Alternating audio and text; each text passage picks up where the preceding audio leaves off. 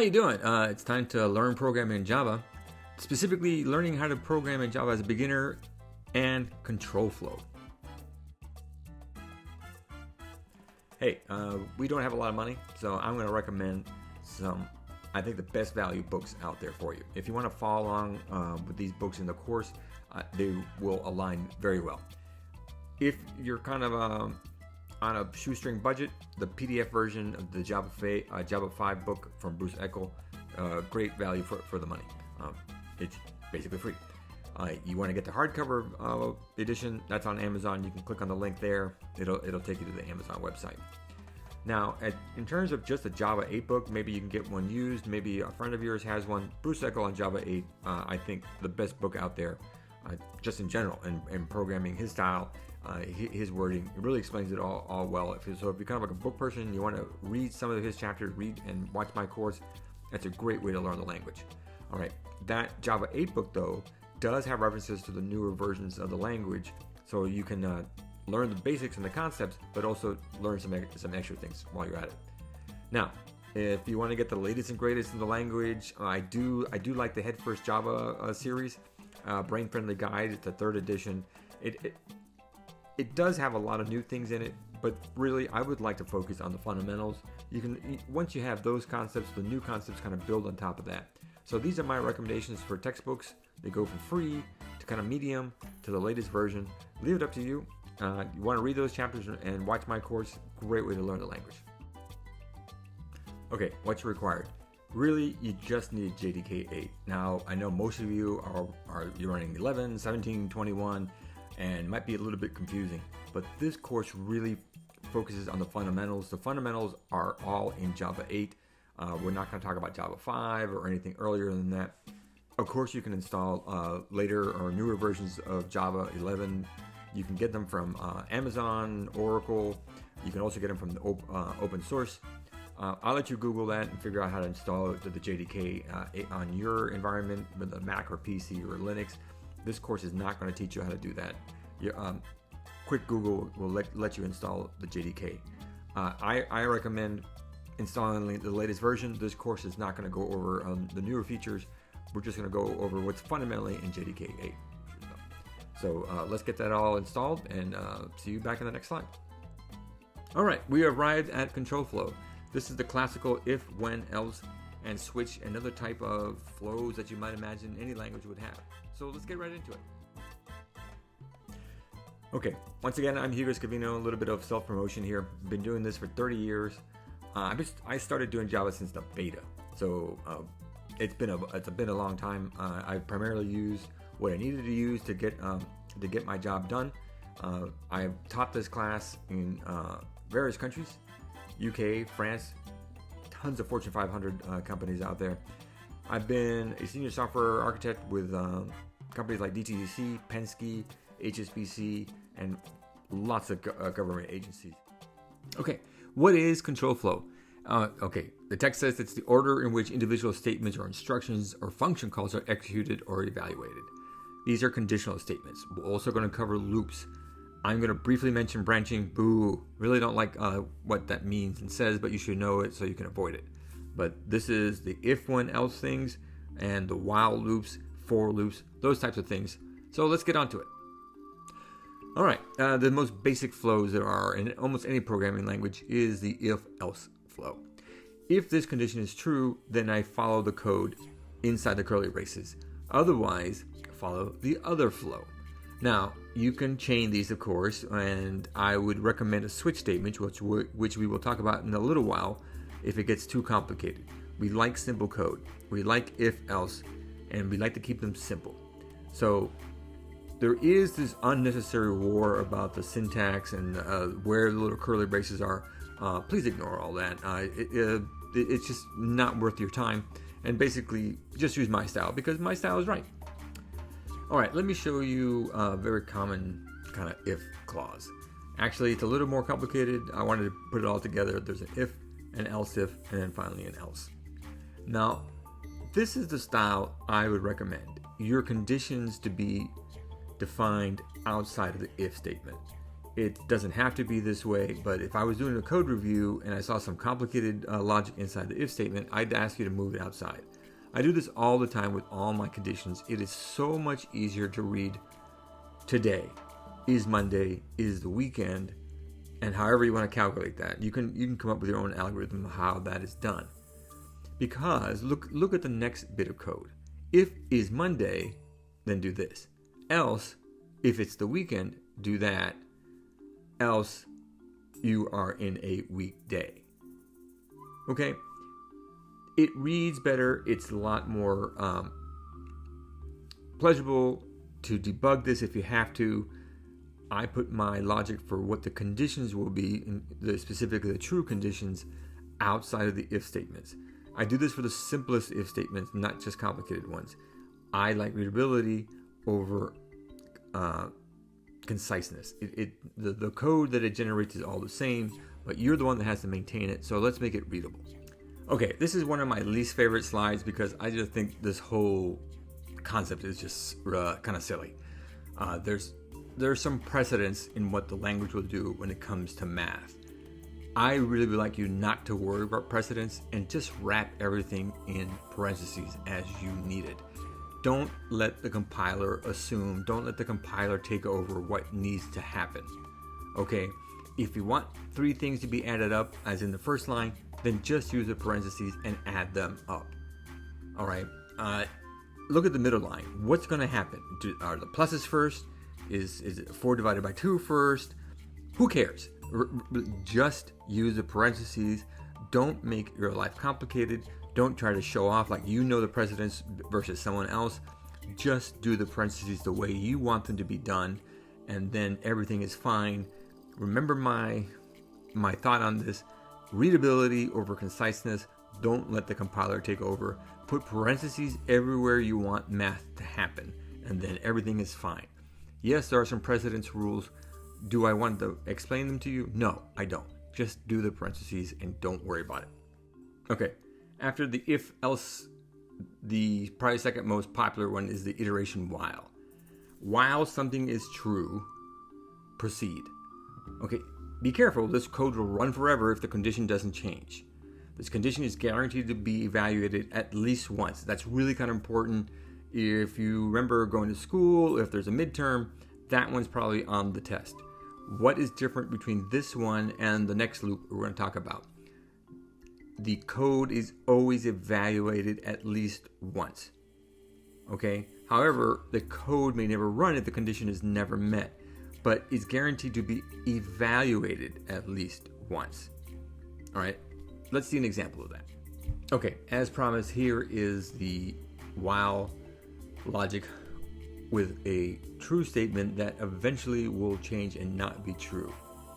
Okay, the first thing I do is, okay, what minute are we on right now in the hour? So this code will run and go grab the minute. Let's say we're at the 30th minute. Okay, we initialize the initial minute to whatever the current minute is. So there's a difference between the initial minute and the current minute. You'll see next. So if we start at, let's say, 2:30. So while 30 equals the current minute, which is going to be true,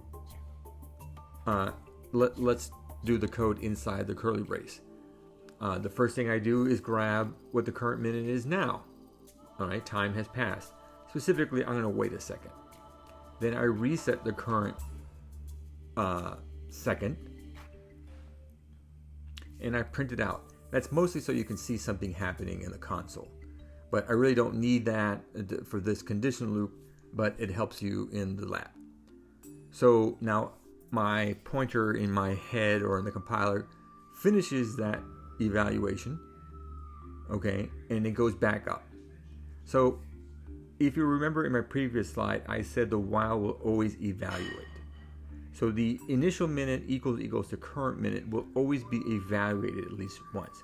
If it's not true, it won't go in and execute the code, but it will evaluate or test that condition at least once. All right? So the compiler goes back after the end of the curly brace, goes back to the while and asks again, are we on the current minute? All right? Current minute was updated in the loop. this is generally what happens, that the while loop condition is changed inside the while loop. Take some time to think about that. The condition is changed somewhere in their curly braces. There are more complicated ways to change the condition. I don't want to go over those. Those have to do with threading and other complicated processes, which we won't even begin to cover. But basically, I'm going to loop here, printing out the seconds until the minute has changed. I'm going to do while we are on the same minute, I'm going to print out the current second. When we get to the 31st minute, that won't be true anymore. And then I fall, quote unquote, out of the while loop and I move on. So this is an example of where, while that condition is true, keep doing what's in the curly brace. If you forget to change the while loop condition, this will go on forever. So if you happen to, not change the current minute, let's say you don't do this line of code and you will do this and your computer will throw an out of memory error eventually. If you don't change the condition, the while loop will go on and on forever and ever, or until you unplug the machine. It's a nasty bug, but it's pretty obvious because nothing is happening. It looks like nothing is happening, but what the problem is, your condition probably hasn't changed. So take it in. While this condition is true, perform everything inside the curly braces.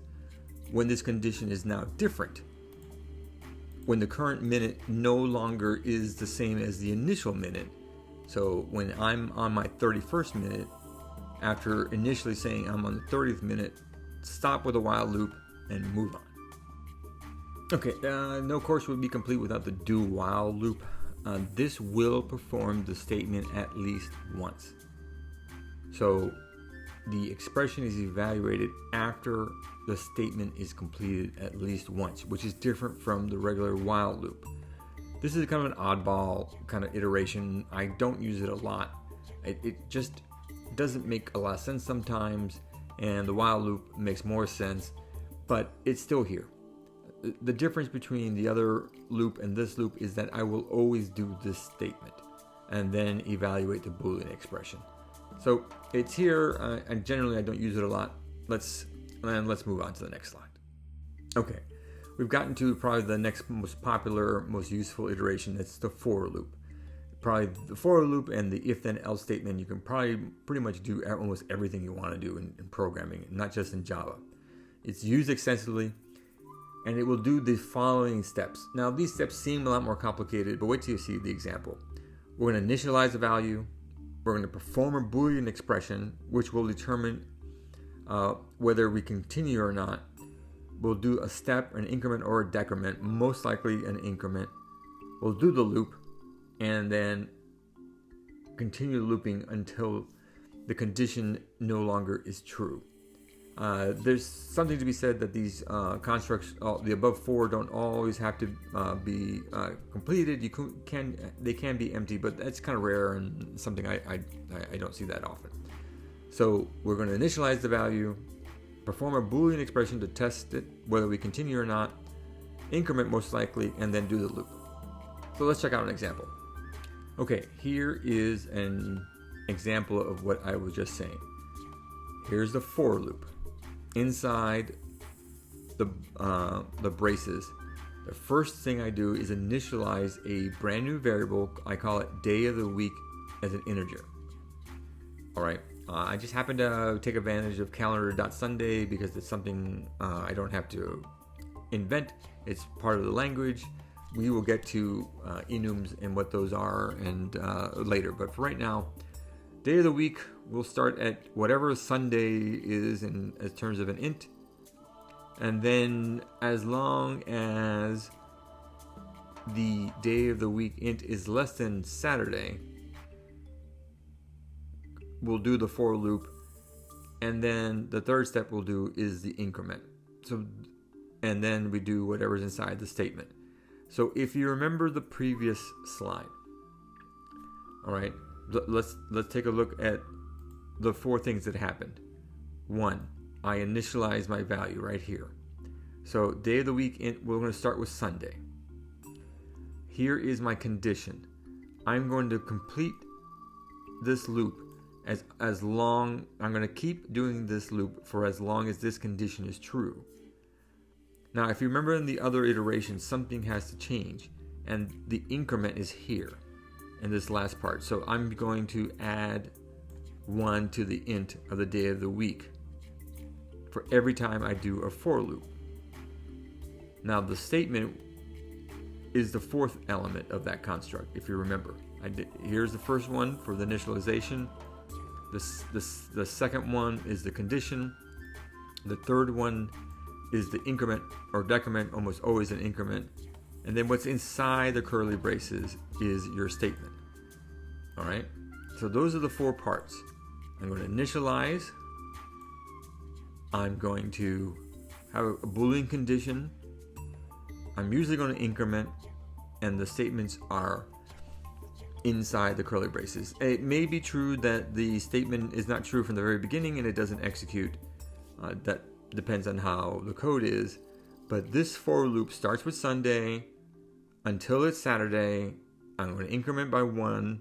And then I have some little cute little utility to convert the int into a string, which I print out. What's inside the curly braces is not really that important. Do I need to print it out?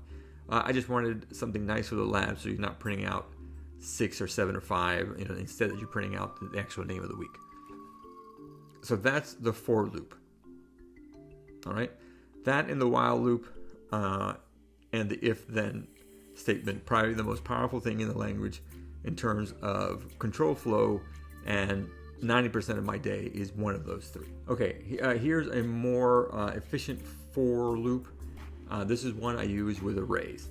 So let's say I have an array of ints. Now I could have just put 7, 6, 5, 4, 3, 2, 1, but let's just use the calendars in there. It's a little easier to read and a lot more fun than just seeing some numbers. But let's look at this for loop. What's not there? The initializer and the increment and the Boolean condition aren't there.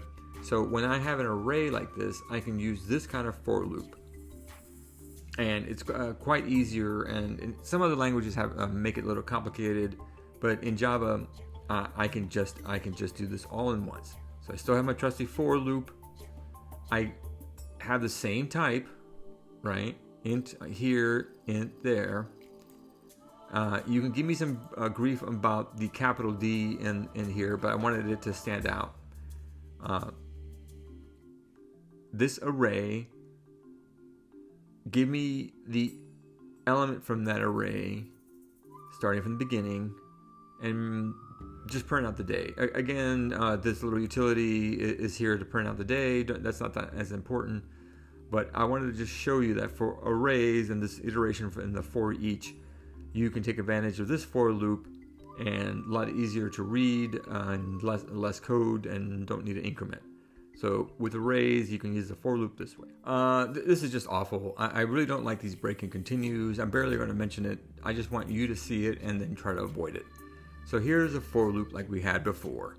In the previous slide, we had an array of ints. All right, then we're going to print them out. Unless it's Wednesday, and then we'll just stop the for loop. This logic, this idea, I don't like it. If you can avoid the break, if you can avoid this kind of logic, avoid it at all costs. There's definitely a way to rewrite this code so it doesn't have this odd break. Personally, I would write a slightly more complicated condition. I think you could do a different for loop, but these breaks in the middle of the code are horrible. They're very easy to cause bugs, and I generally don't like them. They're part of the language, but if you can avoid them, avoid them. All right, we've gone to maybe one of my favorite parts of the language is the good old switch statement, one of my personal favorites. There is a new enhanced switch, but we'll get to that later. This obviates the need for some really complicated if-then-else logic. All right, most languages have something like this. This can execute many lines of code per one condition, and is the only time that's a good place, if you ask me, to use the keyword break, which we'll see in the next example. It's easy to read, and it now can break on a string. Before, you had to use an int. So the switch statement has a condition, and depending on that condition, we'll go through a different gutter or a piece of code depending on the value that is in the input. Let's see an example so that makes a little more sense.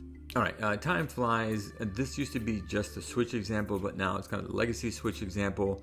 Take a look at this code. I am taking in a string in this little function method, and then I am asking to switch on that letter.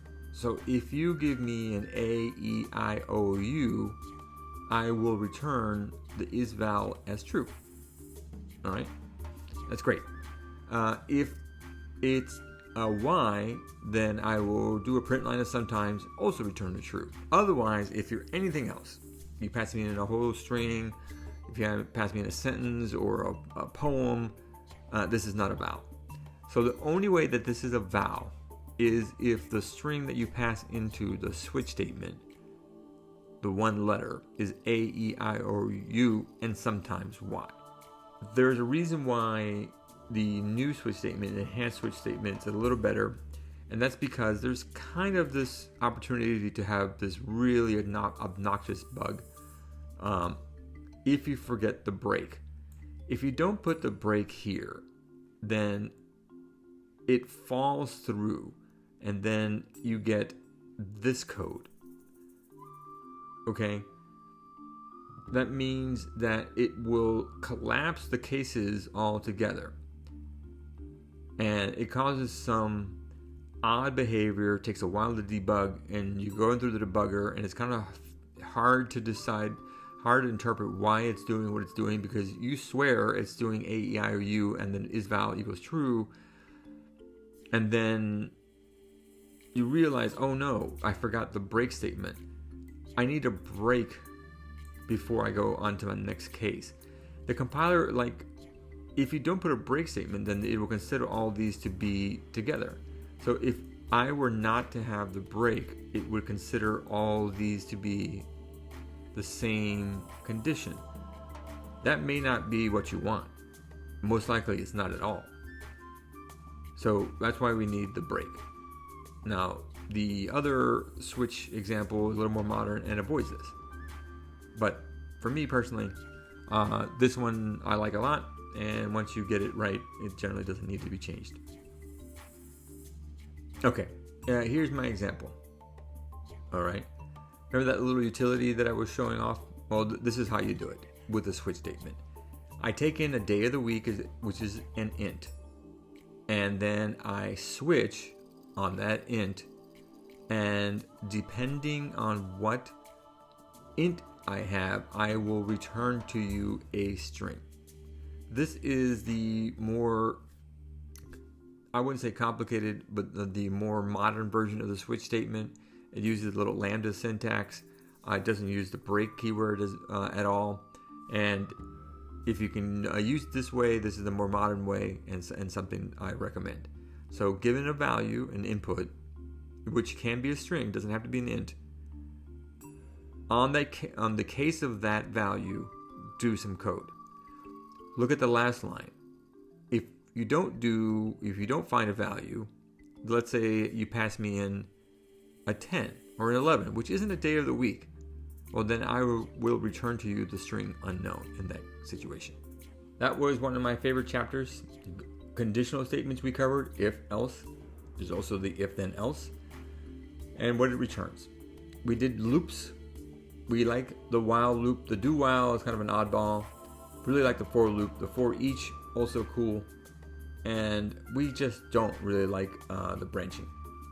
We do like switches and the legacy switch. Those are some of our favorites.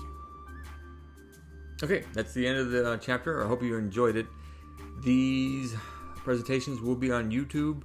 You are probably watching it there now. If you are interested in the labs, you just head on over to Learn Programming in Java and click on the course, and then you'll find the link to the labs themselves. The labs have all these examples that I had in the PowerPoint, and you can run them yourself, change them. You can send me an email if you have any if you find any errors, or you want to make some recommendations to them. Happy to take your thoughts. So once again, thanks a lot for watching the video.